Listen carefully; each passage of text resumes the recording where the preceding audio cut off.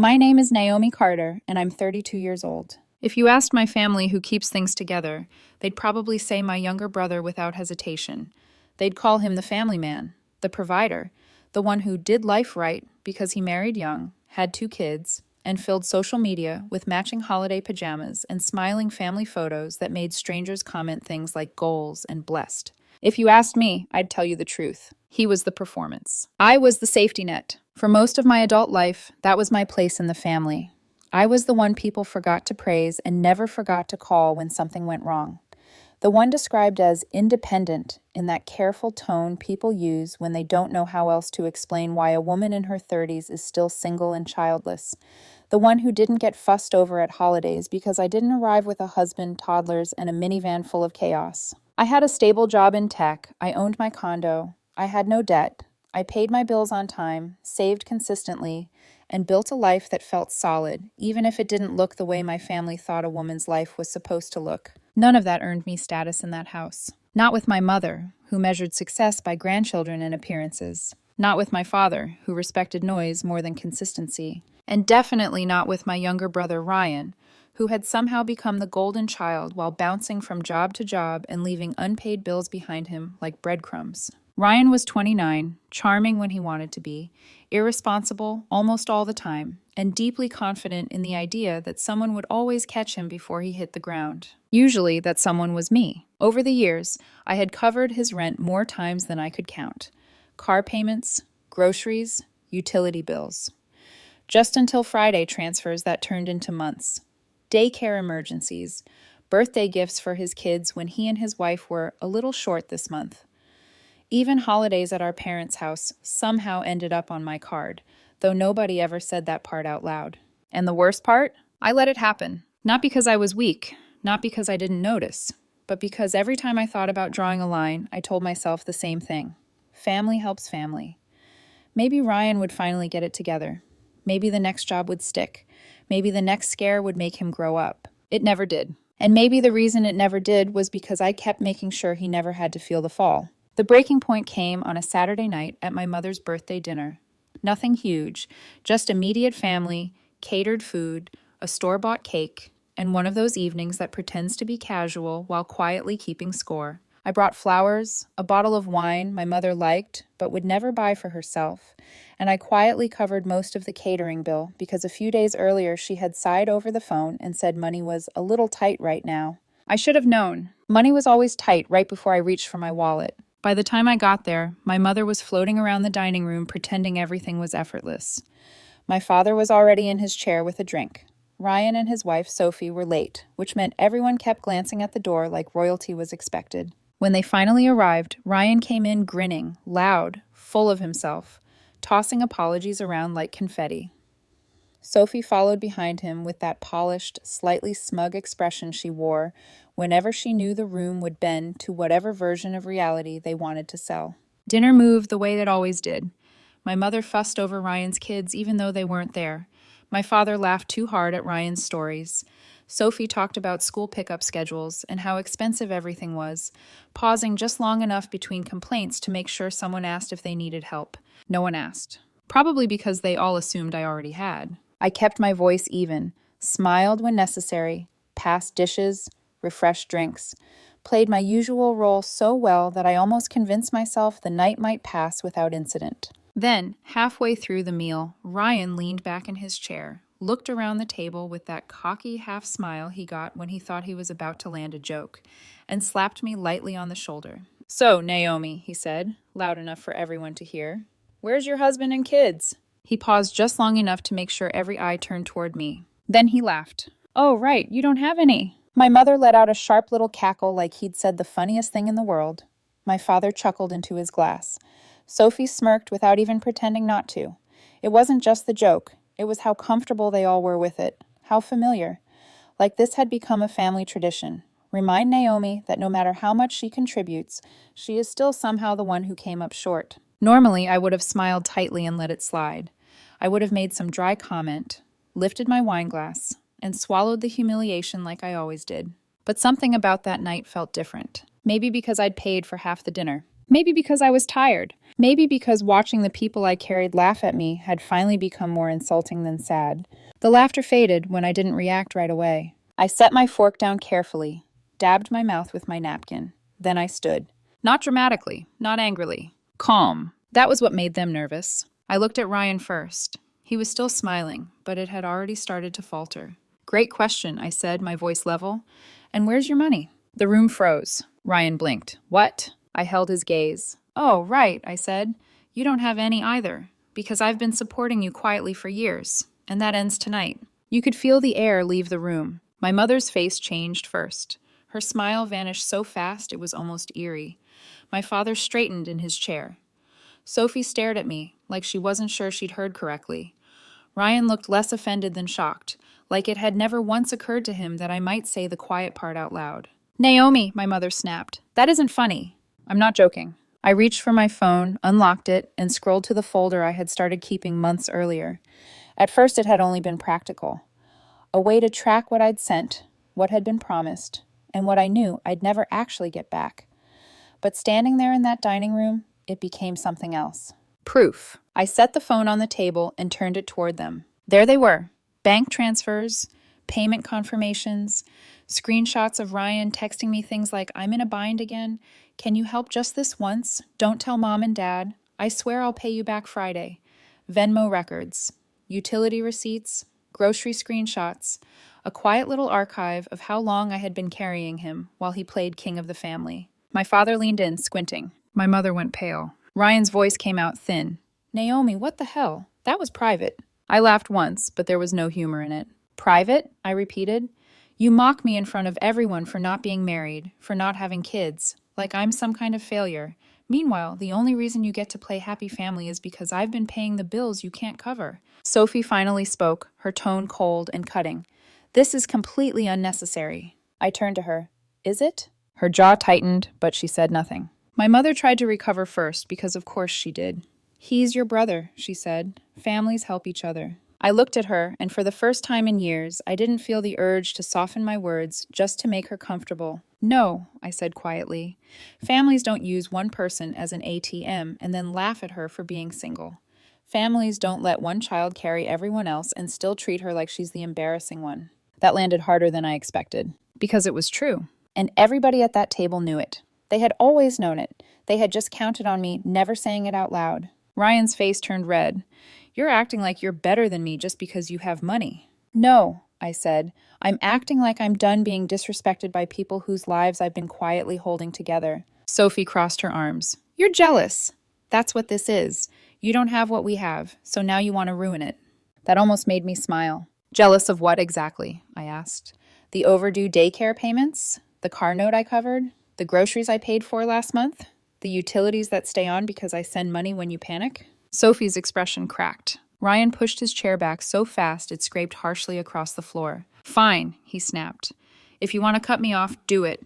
But don't come crying later when this family wants nothing to do with you. I leaned forward slightly, not raising my voice, not losing my composure. The only thing I regret, I said, is letting it go on this long. Nobody spoke. Not my mother. Not my father. Not Ryan. Not Sophie. For one long second, all that existed in that room was the sound of someone's fork slipping against a plate. I picked up my jacket from the back of my chair and looked at my mother, whose birthday dinner had just stopped being a celebration and turned into a reckoning. Happy birthday, Mom, I said. Then I walked out. By the time I got home that night, my phone was already vibrating nonstop on the kitchen counter. I didn't rush to check it. I kicked off my heels, poured myself a drink, and let it ring. For a few minutes, I just stood there in the quiet of my apartment, letting the silence settle back into place. No tension, no expectation, no one waiting for me to fix something. Just me. But curiosity always wins eventually. I picked up my phone. 10 missed calls. 3 voicemails. 27 unread messages. I let out a slow breath and tapped the first voicemail. My mother. Her voice came sharp, tight, already loaded with judgment. Naomi, I don't know what's gotten into you, but you embarrassed your brother and me in front of everyone. You owe this family an apology. I didn't react, just listened. Next voicemail. My father. Lower voice. Controlled anger. You had no right airing private family matters like that. If you're going to act like this, maybe you shouldn't come around anymore. I almost laughed at that. Maybe I shouldn't come around anymore. As if my absence wouldn't be the first thing they felt the moment the next bill came due. Then came the texts. Ryan first. Ryan, real mature. You're pathetic. Ryan, jealous loser. 2 minutes later, Ryan, hey, can you send $200? Daycare's due Friday. I actually laughed out loud. A real laugh. The kind that comes when something is so absurd it stops being insulting and just becomes obvious. Nothing had changed for him. Even after everything I said, everything I showed them, he still believed the system would hold, that I'd cool off, that I'd send the money anyway, that I always would. I didn't reply. I moved on to the group chat. Big mistake. My aunt had already jumped in. Aunt Linda, Naomi, that was cruel. Your brother has a family to take care of. You don't understand that kind of pressure. Another message popped up underneath. Cousin Rachel, honestly, you've always been a little prideful. Ryan might make mistakes, but at least he has a family. That matters. I stared at the screen, reading that twice. At least he has a family. That one landed differently now. Because suddenly I could see the unspoken rule I had been living under my entire life. It didn't matter that I was the one paying for things. It didn't matter that I was the one holding everything together. In their eyes, I was still the one lacking. Because I didn't have what they valued. A husband. Children. A visible, socially approved life. Everything else I had built? Invisible. Disposable. I muted the chat. Didn't respond. Didn't defend myself. Didn't explain. For the first time, I wasn't interested in being understood. I set my phone down, finished my drink, and went to bed. No guilt. No second guessing. Just quiet. The next morning, that quiet didn't last. I was halfway through my coffee when someone knocked on my door. Not a light knock. Firm, insistent. I already knew who it was before I opened it. My mother stood there, holding a Tupperware container like it was some kind of peace offering. Or leverage. Naomi, she said, stepping inside before I could respond. We need to talk. Of course we did. She placed the container on the counter, then turned to face me, arms already crossed like she was preparing for a battle she expected to win. You need to fix this. I leaned back against the counter, calm. Fix what? Don't play dumb, she snapped. Ryan is devastated. Sophie is humiliated. You tore this family apart over nothing. I held her gaze. Over nothing? Her jaw tightened. You humiliated him in front of everyone. He humiliated me first. That was a joke. And what I said wasn't? She opened her mouth, then closed it again. Because she didn't have an answer. Because the difference wasn't what was said. It was who said it, and who they expected to stay quiet. She tried a different approach. Softer voice, slower tone. The one she used when she wanted to sound reasonable. He's your brother, Naomi. Families help each other. That's what we do. There it was again. That word. Help. As if that's all it had ever been. I straightened. No, I said. Families don't turn one person into a backup plan and then pretend it's love. Her expression hardened. You're overreacting. I've been underreacting for years. That hit. I saw it in her eyes. Just for a second. But then she pivoted, because she always did. Because when logic didn't work, she went for something else. Something sharper. Do you want to end up alone? The question came out cold. Precise. Calculated. No husband. No kids. No one around you. Because that's where this attitude is going to take you. That one stung. Not because it was true, but because it was the one fear they had always known how to press. I felt it for a second. That flicker of doubt. That whisper of, what if they're right? But this time I didn't let it take hold. I folded my arms steady. If the price of having a family is being used, mocked, and expected to pay for everyone else's life, I said, then yeah, I'll take being alone. Silence. Real silence this time. Not awkward. Not tense. Just final. She looked at me like she didn't recognize me. Like something fundamental had shifted. And she wasn't wrong. Because it had. For the first time in my life, I wasn't trying to keep the peace. I wasn't trying to earn my place. I wasn't trying to be the version of myself they found acceptable. I was done. She picked up the Tupperware slowly. I don't know who you think you are right now, she said quietly. I'm the one who's been paying for everything, I replied, and the one who isn't going to anymore. Her lips pressed into a thin line. One day, she said, you're going to regret this. Money doesn't keep you warm at night. I didn't argue. I just watched her walk to the door and leave. The click of it closing behind her felt louder than it should have. But it didn't feel heavy. It felt clean, like something had finally been cut loose. By midweek, the fallout started to hit. Right on schedule. My phone buzzed again. Ryan, you think you're better than me now? I didn't respond. 10 minutes later, Ryan, look, can you just cover daycare this week? They won't let the kids in if I don't pay. There it was. Not an apology. Not accountability. Just another request. Like nothing had changed. Like I hadn't already said no. I stared at the message for a long moment, then locked my phone. Because this time I meant it. By Friday night, it escalated. My phone rang just after 8. Dad. I let it ring once, twice, Brianna, 3 times. Then I picked up. What? No greeting. No softness. Just the truth of where we were now. His voice came sharp, controlled, like he'd been rehearsing this call. Your brother is struggling. I leaned back on the couch, staring at the ceiling. I'm aware. You don't just walk away from family, Naomi. There it was again. That script. That expectation. As if the only role I was ever allowed to play was the one who fixes it. A real man doesn't abandon his blood, he added. I almost laughed. Not because it was funny. Because it was so predictable. Good thing I'm not a man then, I said calmly.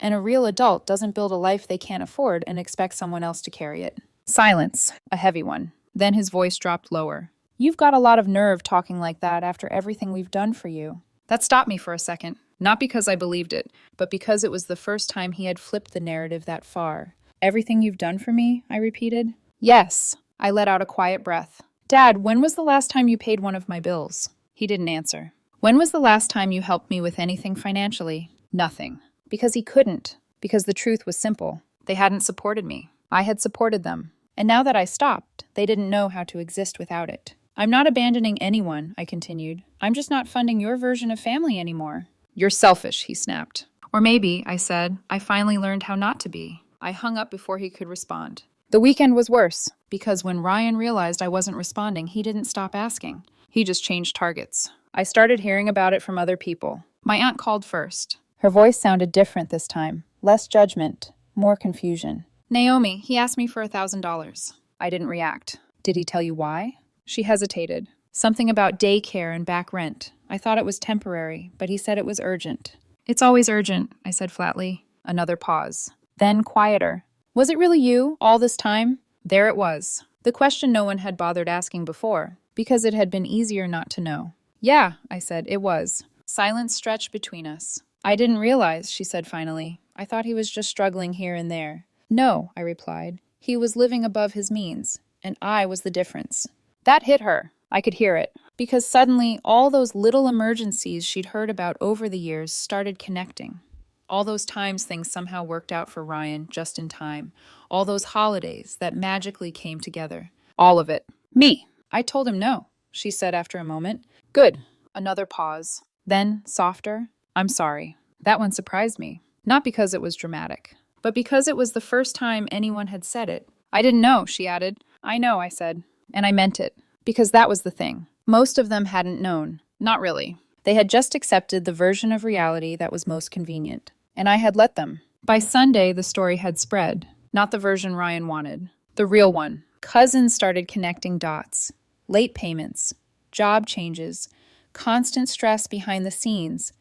That didn't match the perfect image online. And then Sophie made a mistake. A big one. She posted a long, passive-aggressive rant on Facebook. It's sad when people who have no family of their own try to ruin other people's happiness. I stared at it for a second, then scrolled down. The comments were already piling up. Not the sympathy she expected. Ruin happiness or just stop paying for it. Wait, didn't Ryan just lose his 3rd job last year?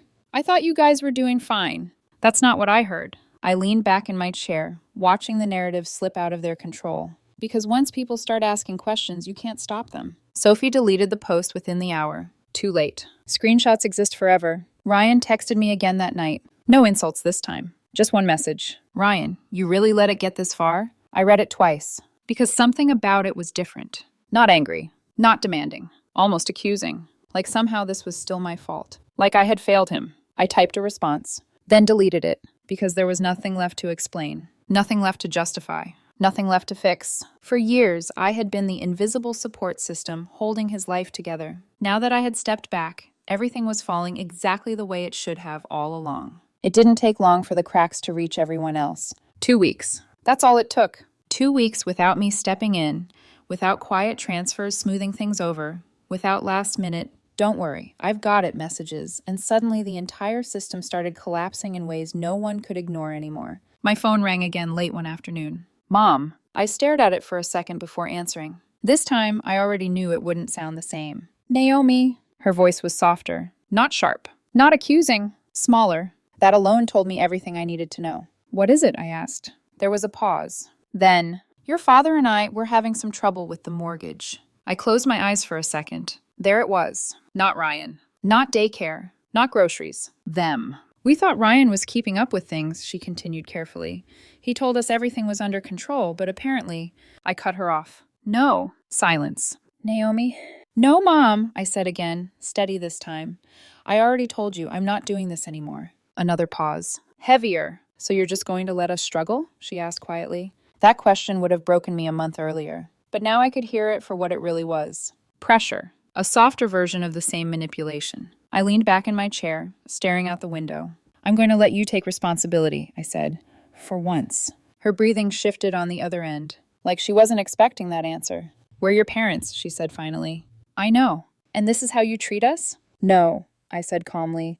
This is how I stop letting everyone treat me like a backup plan. Silence. Long. Uncomfortable. Real. Because for the first time, there was no guilt I was willing to pick up. When she spoke again, her voice had changed. Not angry. Not pleading. Just tired. I didn't realize it was this bad. That made something in my chest tighten, because I believed her. Not completely, but enough. You didn't want to realize, I said quietly. She didn't argue. Because she couldn't. Because the truth wasn't complicated. It was just inconvenient. And I had been absorbing the cost of that inconvenience for years. I thought Ryan had things handled, she added after a moment. No, I said, you thought I did.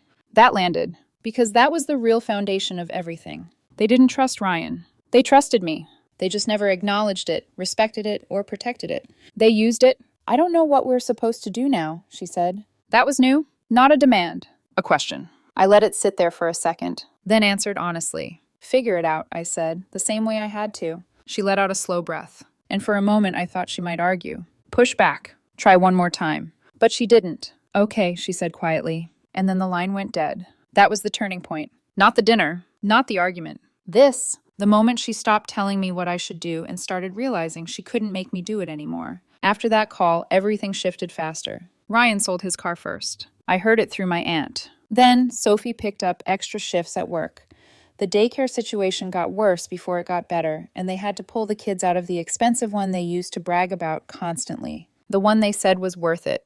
Turns out it was only worth it when someone else was paying. Family dinners stopped happening. Birthday parties got smaller, quieter. My parents canceled their annual vacation for the first time in years. And suddenly, the version of life they had all been performing started to disappear. Not all at once, but piece by piece, until what was left was real. And me? I didn't step in. Not once. No late-night transfers. No, just this time.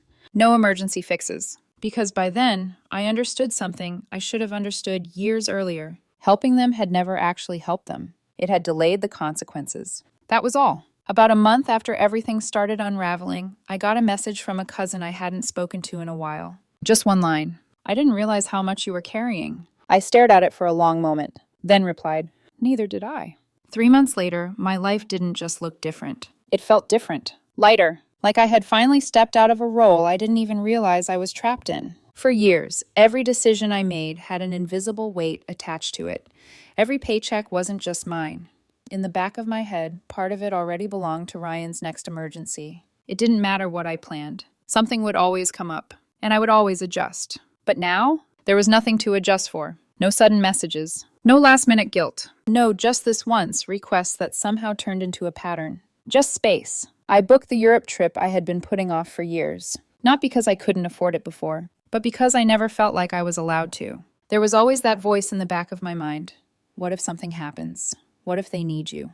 That voice was quieter now. I joined a hiking group, started showing up to things without checking my phone every 5 minutes. Stopped living in anticipation of someone else's problem becoming mine. And somewhere in the middle of all that, I started dating again. Not seriously at first. Just carefully. Testing what it felt like to sit across from someone and not feel like I had to prove my worth through what I could provide. To be seen as a person, not a solution. It was unfamiliar, but it was also right. As for the family, the fallout didn't magically resolve. It settled. Ryan never reached out again. Not to apologize. Not to explain. Not even to argue. From what I heard, he was juggling side jobs now. Nothing stable. Just enough to keep things barely afloat.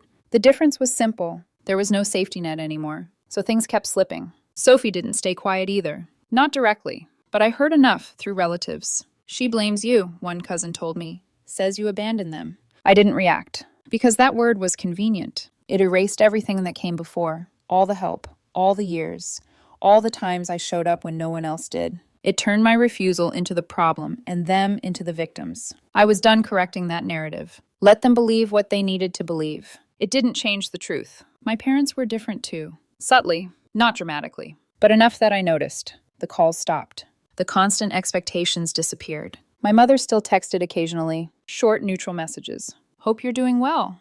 Saw something that reminded me of you. No guilt, no requests, no pressure. It wasn't an apology, but it was something. My father stayed silent, complete silence. He hadn't called since that night.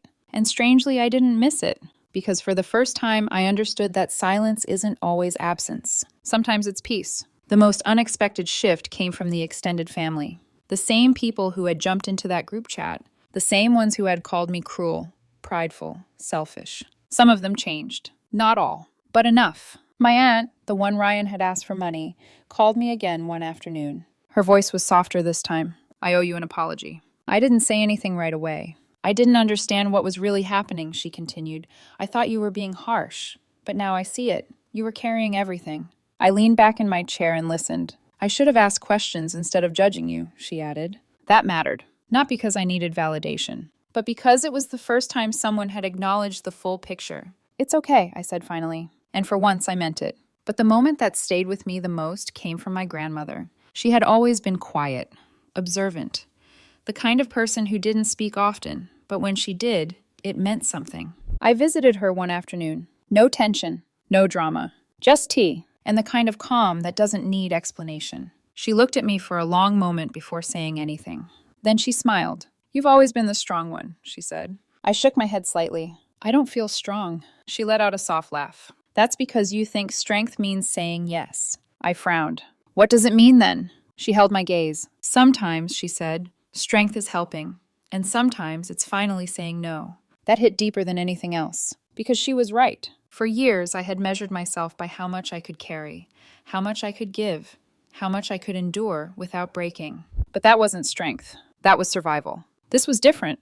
This was choosing myself without apology, without justification, without waiting for permission. That night, I sat in my apartment and looked around at a life that finally felt like it belonged to me. No noise, no pressure, no invisible weight hanging over every decision. Just mine. And for the first time in years, I didn't feel like something was missing. I felt like something had finally been returned. It's strange how clear everything becomes once you stop saying yes. Not empty, not lonely, clear. For a long time, I thought silence meant something was wrong.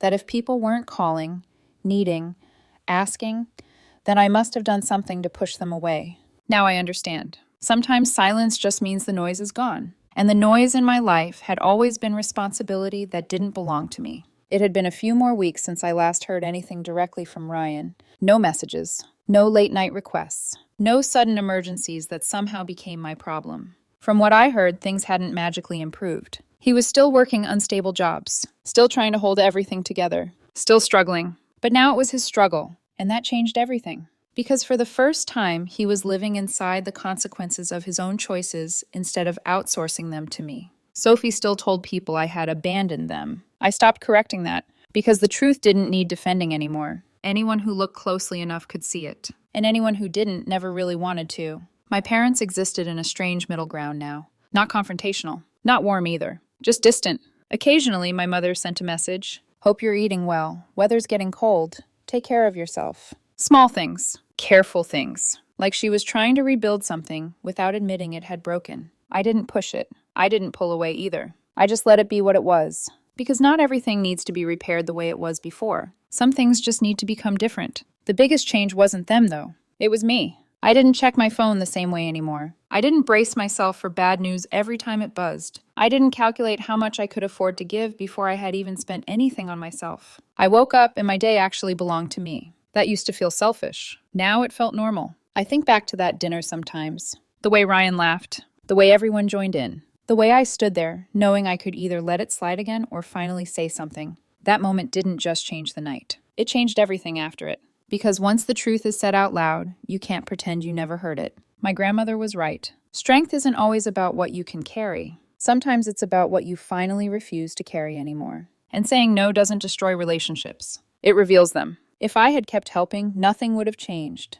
Ryan would still be struggling. My parents would still be pretending everything was fine, and I would still be the invisible support system making it all possible. The only difference is that I would still be trapped inside it. Now I see it clearly. The roles, the expectations, the way love had been quietly tied to what I could provide. And once I cut that connection, everything else fell into place. Not perfectly, not easily, but honestly. So if you're reading this and you recognize yourself in it, if you're the one who always steps in, the one who fixes, the one they depend on but never respect, let me tell you something. I wish I had understood sooner. The moment you stop paying for their comfort is the moment you finally see who they really are. And more importantly, it's the moment you finally see who you get to be without them. I said no, and for the first time in my life, it didn't feel like loss. It felt like freedom.